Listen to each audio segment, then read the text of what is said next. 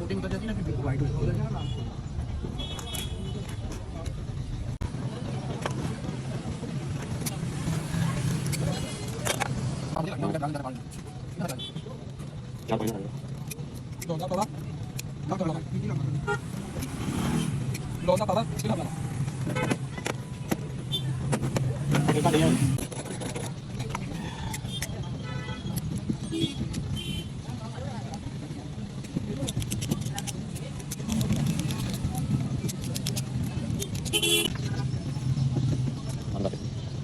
इन्होंने सिर्फ हैंडल कर दिया भाई,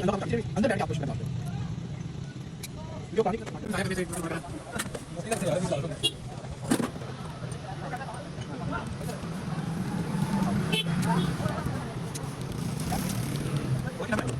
ना मत ये तो वाला मेरा कभी कभी कुछ नहीं आता नहीं ट्राई कर लेते हैं वाला विचार यार लगता है जब जान दाव इन्हीं के जो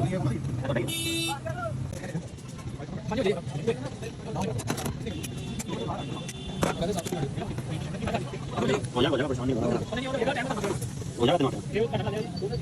नहीं होती है इंशाल्लाह ये काम हो गया तो दूसरे काम तमाम पैसे करवा दूंगा